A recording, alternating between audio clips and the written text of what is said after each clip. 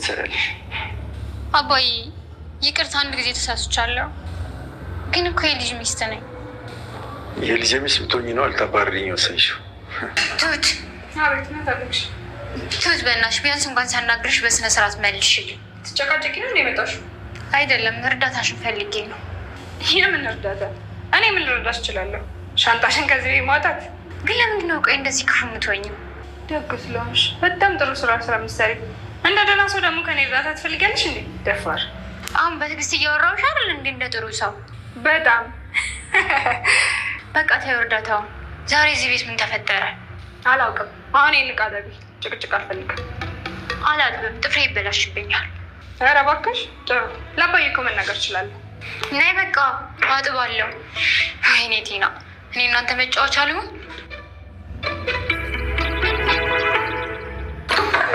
ፍጻሜሽ እንዲያምር አካሄድሽ ማስተካከል ነበረ። ትሁት ክፍል 34 ካሌብ ፍቅረኛ ሊያመጣ መሆኑ ለዳንኤል ስጋት ሆኖበት። ሰላም የጨጮ ቻናል ተከታታዮች ሰላማችሁ ባላችሁበት ይብዛ።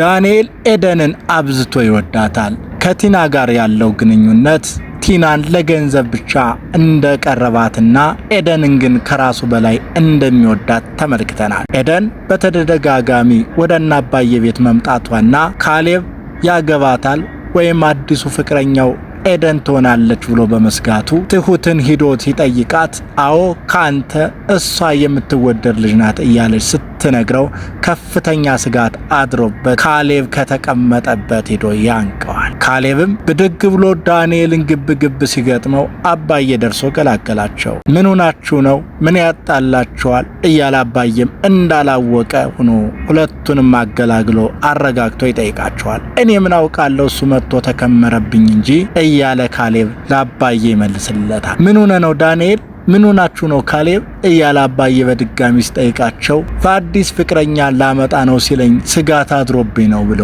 እውነቱን ዳንኤል ይናገራል።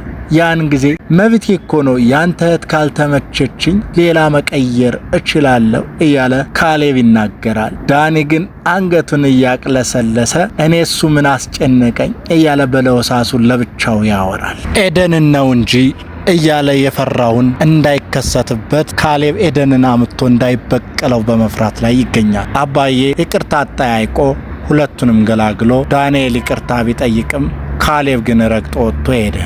አባዬም ተከትሎት ወጥቶ ሊያረጋጋው ይሞክራል። እሱም በጣም ተበሳጭቶ አባዬ ቆይ ምን አድርግ ነው የምትለኝ? እዚህ በውሽምነት መጥቶ ገንዘቤን ሀብቴን ሊቀማ የመጣ ሰው ገና ለገና ፍቅረኛ አመጣለሁ ስላልኩት እንዴት ኤደንን ነው ብሎ አስቦ ዘሎ ይከመርብኛል እያለ እውነቱን ከአባቱ ጋር ካሌብ ይነጋገራል። አዎ ልጁ እኮ አብዷል። ምን ያርግ ነው የምትለው? ገንዘብ ብሎ ነው የመጣው። እሱ ሳይሳካለት ሲቀር ተበሳጭቷል። አንተ ታገሰው። በጣም ኤደንን ይወዳታልና ልጁ እንዳይጎዳበት ይመክራል። ካሌብም አልገባውም። ኤደንን ማግባት ማፍቀርም አላሰበም። ያባየ በቀል ኤደንን አግብቶለት እነ ዳንኤልን እነ ቲናን መበቀል ሲሆን ካሌብ ግን ፍጹም እውነቱን ነግሮ መገላገል ከቤት እንዲወጡለት ማድረግ ነው። አባባ አሁንም ሄዶ ዳንኤልን ምን ሆነ ነው? በጣም ተጨንቃል። ምንድነው የምትበሳጨው? አሁን ያጠፋው ቀላል ነው፣ ለሌላ ጊዜ ግን አስተካክል። ግን በምንድነው የተጣላችሁት?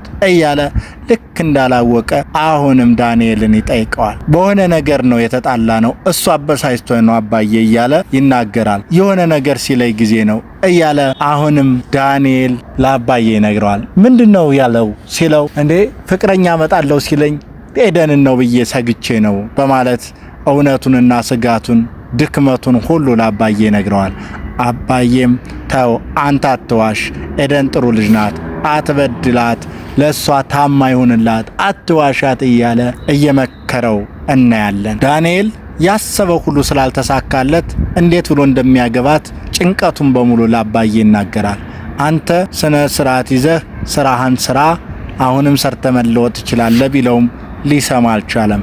አሁንም የፉጥኝ የሚለው ያችኑ የሚጠብቃትን ተስፋ 4 ሚሊዮን ብቻ ሆኖ እናየዋለን። አባዬ ወደ ቤት ተመልሶ ቲና ቁጭ ብላ ያገኛትና አባዬ እንደምን ዋል ካለችው ተሽቀዳድማ እሷም አጥፍቻለሁ ይቅር በለኝ ትላለች።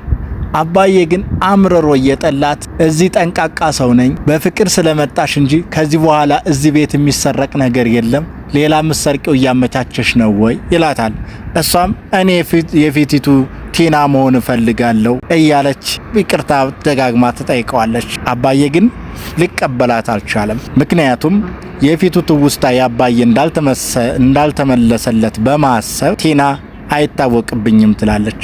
አባዬ ግን በቅርቡ ትውስታዬ ሊመለስ ይችላል እያላት ነው። ያን ጊዜ ደነገጠ። ካሌብ መጥቶ እንዴት ዋልክ አባዬ ብሎ አባቱን ብቻ ሰላም ሲል እኔስ ሚስት አይደለሁ ለምን ሰላም አትለኝም ማለት እንዴ አስመሳይ እያለ ካሌብም አባዬም ሁለታቸውም ለሷ ንጹህ ፍቅር ሳይሰጧት ትተዋታል። እሷ በተጠላችበት ቤት ላለመውጣትና ቴንኮሏን እያመቻቸች አሁንም መቀጠሏን ይዘዋለች። አባዬ በቅርቡ ውለታሽን እከፍልሻለሁ ከዚህ ቀደም ያደረግሽልኝ ታምሜ ሳለ እያለ እያስመሰለላት ነው። እሷም እውነት መስሏት ያን ጊዜማ አዎ ተንከባክቤህ ነበር አባዬ እያለች ጥሩ እንደሰራች ሁሉ እሷም ማስመሰሏን ቀጥላለች። ትውስታዬ ይመለሳል ሲላት ግን ደንግጣ ትሁትን አግዣ ስትባል መጠየቁን ትታ ወደ ትሁት ሄደች። የትሁትንም እርዳታ አሁንም ቲና እየፈለገች ትሁት እባክሽ እርዳታሽን ፈልጌን። የምን እርዳታ? እኔ ምን ልረዳሽ ይችላል? ሻንጣሽን ከዚህ ቤት ማውጣት እያለች ትሁት እያላገጠችባት ነው። ለምንድነው ክፉ ምትሆኝብኝ ብላ ትጠይቃለች። አይ ቆይ ለምንድነው እንደዚህ ክፉ ምትሆኝው? አይ ደግ ስለሆንሽ መልካም ሰው ስለሆንሽ እያለች ድጋሚ አሁንም ትሁት እያበሸቀቻት ነው። እሷም ከፍቷታል። እሺ ተይው በቃ ደግነሽን እርዳታሽን አልፈልግም። ዛሬ ከዚህ ቤት ምን ተፈጠረ ብላ መረጃ አሁንም ትጠይቃታለች። ምንም ያየሁት ነገር የለም ብላ መረጃም ሳትሰጣት ትሁት አንድም ነገር ሳትነግራት ትቀራለች።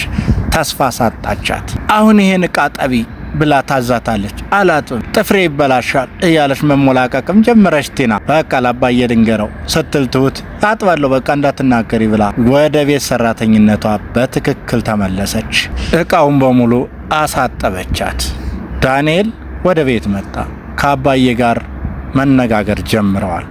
አባዬም እሺ ዳንኤል እያለ እየጠየቀው ነው። አባዬ ብሩን አሰጠኝም ብሎ ይጠይቃል። እንዴ ሰጠው አይደል እንዴ የወጣልህን ዕጣ 10 ብሯን እኮ ሰጠው። ከዚህ በኋላ ገንዘብ አትጠብቅ ገንዘብ የለም ብሎ አረጋገጠለት። አይደል 10 ብር እያለ እየጠየቀ ነው።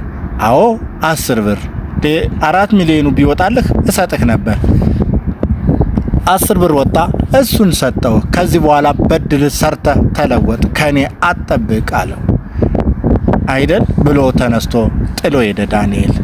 ቲና ዘላ ወደ ካሌብ መኝታ ቤት በመግባት ካሌብ መጽሐፉን እያነበበ ቁጭ ብሎ ታየዋለች።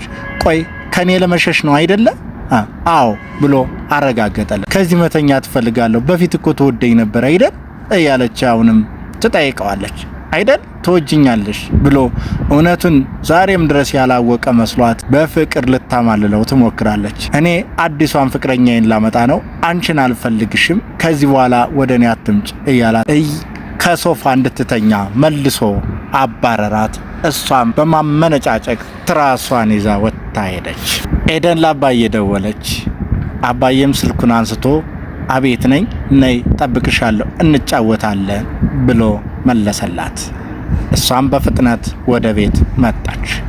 እቤት ስትደርስ በሩን አንኳኳች። በሩንም ቲና ከፈተች። ከቲና ጋር እንደተፋጠጥ ካሌብ መጥቶ ቲና አቋርጣ ብሽቀቷን ንዴቷን ዋጥ አድርጋ በቤቴ ሌላ ሴት መጣ ብላ ተመለሰች። ካሌብ ግን በፍቅርና በፈገግታ ኤደንን ሰላም ብሎ ወደ ቤት እየመጣሽ ከሆነማ ግቢ አንተም ሂድ ተባብለው ኤደን ወደ ቤት ገባች። ካሌብ ደግሞ ወጥቶ ሄደ። ቲና ግን ብሽቀቷ አላስቀምጥ ስላላት ከዚህ ቤት መመላለሱ አልበዛም ብላት መልሱን እንዳላገኘች ስለተሰማት ዳንኤልን በስልክ ቀጥራ ለማግኘት ሂዳለች። ኤደን ግን ገብታ አባዬን አግኝታው የዳንኤልን ጉዳይ ጠየቀችው። ዳንኤል ምንም የሚያዝ የሚጨበጥ አልሆንልኝ ብሏል እያለች አባዬን ተጠይቀው ቀስ ብለሽ ተረጋግተሽ ራስሽን ሳትጎች ራሱ ዳንኤል እውነቱን ይንገርሽ ከነሱ አትሄጂም ብሎ የከለከለበት ምክንያት ምን እንደሆነ እኔ በእኔ ተቀይሞም ሊሆን ይችላልና ራሱን ብቻ ጠይቂው ብሎ ደጋግሞ አባዬ ነገራት። ይሄንንም ተስፋ አድርጋ ሄደ። ቲናና ዳንኤል ተገናኙ። ቆይች ልጅ ማናት? እንዴት ነው እዚህ ቤት የምትመላለሰው እያለች ቲና ዳንኤልን ስትጠይቀው ዳንኤል የሚመልሰው ወዲያ የሚኖረው ህይወት ወዲህ ሆኖበት በጣም ተቸግሯል። ቲና ለዳንኤል በደንብ አድርጋ የሆነውን ነገረችው። ይቺ ልጅ ቆይ ማናት? እቤት መታለች፣ ካሌብንም አግኝተዋለች። ከርቀት ሳያቸው እሷ ናት መሰል አዲሱ ፍቅረኛው እያለች ስትነግረው ቆይ እንዴት እያለ እየተርበተበተ ነው። የፊቱ ገጽታና መርበትበቱ ግራ ጋብቷት ቲና ቆይ አንተ ነህ እኔ መናደድ ያለብኝ እያለች ግራ ገብቷታል።